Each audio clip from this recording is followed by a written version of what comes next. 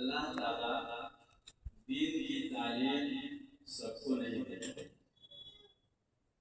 اور اس کے لیے اللہ اپنے بندے اپنے بندیوں کا انتخاب چنتا۔ اگر سب کو اللہ تعالیٰ دین کی تعلیم دے دیتا تو پوری دنیا میں لوگ دیندار کہلاتے یا دین کی اصول سے واقف، لیکن ایسا ہے اللہ تعالیٰ اپنے دین کے لیے دیتا ہے۔ اور یہ بہت بڑی بات ہے کہ اللہ تعالیٰ نے اپنے آپ کو چن لیا۔ آپ کے محلے میں بہت سی بچیاں ہوں گی جو یا تو اسکولوں میں جاتی ہوں گی یا پھر ادھر ادھر رہتے ہوں گی کہیں پڑھنے، لیکن اللہ تعالیٰ کا کرم ہوا کہ اللہ تعالیٰ نے اپنے آپ کو چن لیا اور دین کے لیے چنا ہے۔ پڑھنے کے بعد ذمہ داری یہ ہوگی کہ ہمارا دین کی تربیت کرے، دین کی تربیت کرے۔ تو اللہ تعالیٰ جس طرح انبیاء علیہ السلام کا انتخاب فرماتا ہے اسی طرح وارث انبیاء کا انتخاب فرماتا ہے۔ تو اس پر بھی اللہ تعالیٰ کا شکر ادا کرنا چاہیے کہ اللہ تیرا شکر ہے کہ تو نے ہمیں دین کی تعلیم کے لیے چنا، اور دین کی تعلیم یہ زندگی گزارنے کا سب سے بہتر ذریعہ ہے، بلکہ یہ روح ہے۔ اگر دین کی تعلیم ہمارے اندر نہ ہو تو نہ ہم اللہ کے حق کو ادا کر سکتے ہیں نہ بندوں کے حق کو ادا کر سکتے ہیں۔ اور پوری زندگی کا خلاصہ یہ ہے کہ اللہ کا حق ادا ہو جائے، اللہ کے بندوں کا حق ادا ہو جائے۔ تو جب تک ہم دین کو نہیں پڑھیں گے ہمیں سمجھ میں نہیں آئے گا کہ اللہ کا کیا حق ہے، اللہ کے بندوں کا کیا حق ہے، والدین کا کیا مرتبہ ہے، گھر کے لوگوں کا کیا مرتبہ ہے، بڑوں کا کیا حق ہے، چھوٹوں کا کیا حق ہے۔ یہ اسی وقت ہوگا جب ہم اقرأ باسم ربک الذی خلق کی تعلیم سے آگاہ۔ اللہ تعالیٰ نے اس تعلیم کی بڑی اہمیت فرمائی اور سب سے پہلے قرآن مجید کی آیت کا نزول ہوا، اس میں سب سے پہلا لفظ انتخاب فرمایا اللہ نے پڑھ۔ تو یہ پڑھنے کی تعلیم اللہ تبارک و تعالیٰ نے ہم سب پر عائد فرمائی ہے، اور وہی قوم زندہ ہے، وہی قوم کامیاب ہے جو تعلیم کو اوڑھنا اور بچھونا بنا چکا ہے، اور وہ قوم ذلیل ہے جس نے تعلیم کو گلے سے نہیں لگایا ہے اور تعلیم سے اپنے آپ کو نہیں جوڑا ہے۔ تو اللہ کا کرم ہوا کہ اللہ نے آپ کو بھیجا ہے تعلیم کے لیے، آپ پڑھیے، آپ کا زیادہ سے زیادہ وقت تعلیم میں گزرے۔ ہمیں کل کیا پڑھنا ہے اس کے لیے مطالعہ کرنا ہے، کچھ سمجھ میں آئے نہ آئے ایک سبق کو کم سے کم 10 مرتبہ جو اگلا چیپٹر پڑھنا ہے وہ ہر چیز کا ہر مضامین کے اگلے دن جو ہمیں پڑھنا ہے اس کا مطالعہ کرنا ہے، چاہے وہ بات ہمیں سمجھ میں آئے نہ آئے، مطالعہ کرنا ہے۔ اور کل ہو کر کے کلاس میں جانا ہے، حساس پڑھ کے جانا ہے، جمعی سے سننا ہے، تو بہت سی باتیں سمجھ میں آ جائیں گی، اور جو استاد یا معلمات پڑھائیں گی ان کو آ کر کے دوبارہ دیکھنا ہے کہ یہاں کیا پڑھایا گیا،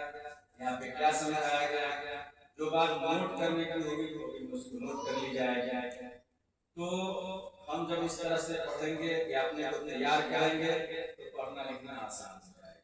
تو یہاں آنے کا صرف ماں باپ نے بھیجا ہے تو ایک ہی مقصد کے لیے بھیجا ہے کہ یہاں آنے کے بعد پڑھنا ہے، خوب پڑھنا ہے،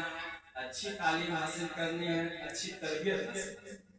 تعلیم بھی ضروری ہے، اس سے کہیں زیادہ اچھی تربیت ضروری ہے۔ تو تعلیم اور تربیت اگر ہمارے اندر آ جائے تو پھر ہم اچھے انسان کہلائیں گے اور ہم نفع بخش انسان ہیں۔ اللہ کے نبی صلی اللہ علیہ وسلم نے فرمایا کہ تم میں سب سے بہتر انسان وہ ہے جو دوسروں کے لیے نفع بخش ہو۔ تم میں سب سے اچھا آدمی وہ ہے جو دوسروں کے کام آئے۔ تو پڑھنے کا ایک ہی مقصد ہے کہ ہمارے اندر اللہ کا خوف آ جائے، اللہ کے نبی کا طریقہ آ جائے، زندگی گزارنے کے اصول آ جائیں، بڑے کا حق چھوٹوں کا حق کیا ہے وہ سب ہماری زندگی میں۔ تو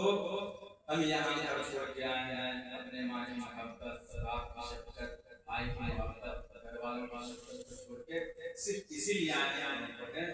تو ہمیں خوب پڑھنا ہے، اساتذہ کی، معلمات کی ضرورت سے زیادہ قدر کرنی ہے اور ان کا احترام کرنا ہے، ان کے لیے جتنا اچھا الفاظ ہو سکے اس کا انتخاب کرنا ہے، چننا ہے، ان کے ذریعے سے ان کو مخاطب کرنا ہے، اور کتاب کی عزت کرنی ہے، قلم اور کاپی اور کاغذات کی عزت کرنی ہے، اور وہ چیز جس سے ہمیں علم حاصل کرنی ہے اس کی عزت کرنی ہے، وقت کی پابندی ہونی چاہیے، نماز کی پابندی ہونی چاہیے، اسی طریقے سے اپنی زندگی میں تھوڑا قرآن کی تلاوت آ جائے، یہ معمولی ایک ہی صفحہ ایک پاؤ جتنا ممکن ہو سکے قرآن کریم کی تلاوت آ جائے، اور جو طریقے سکھائے جاتے ہیں سنت کے، اٹھنے کے طریقے، بیٹھنے کے طریقے، کپڑا پہننے کے طریقے، چپل پہننے کے طریقے جو نبی نے فرمایا ہے وہ اپنی زندگی میں اس کو اپلائی کرنا ہے، سونے جانا ہے تو سونے جانے سے پہلے وضو کرنا ہے،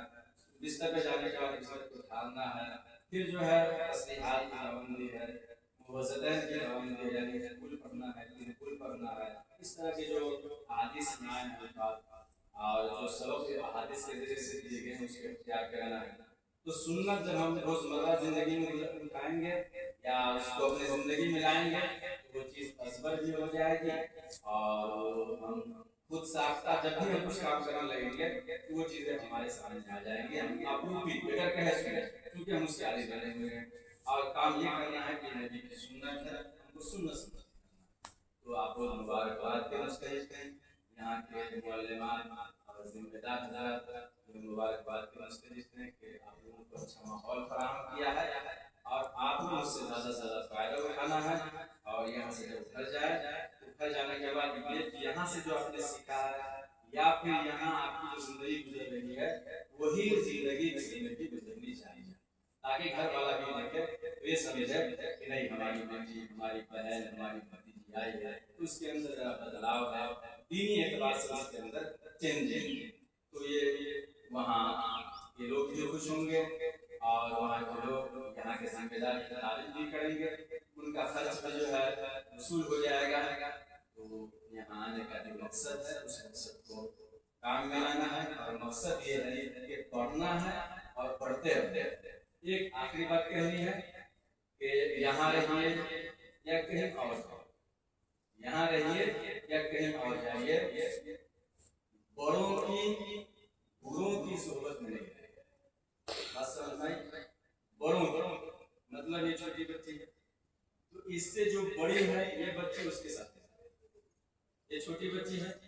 یہ اپنے سے عمر کے جو بڑی بچی ہے تو بڑوں کی صحبت میں اور بڑوں کی صحبت میں جو غلط ڈھنگ کے لوگ ہیں ان کے ساتھ نہیں رہنا ہے، تو اپنے ہمجولیوں کے ساتھ رہنا ہے، اس سے بڑے لوگوں کے ساتھ رہنا ہے تاکہ بات چیت کرنے میں ان کو آسانی ہو، تکلف ہو رہے ہیں آپ بے تکلف رہیں، اور جو لوگ برے قسم کے ہیں گندی عادت کے لوگ ہیں ان کے ساتھ بڑوں کے اور بروں کی صحبت سے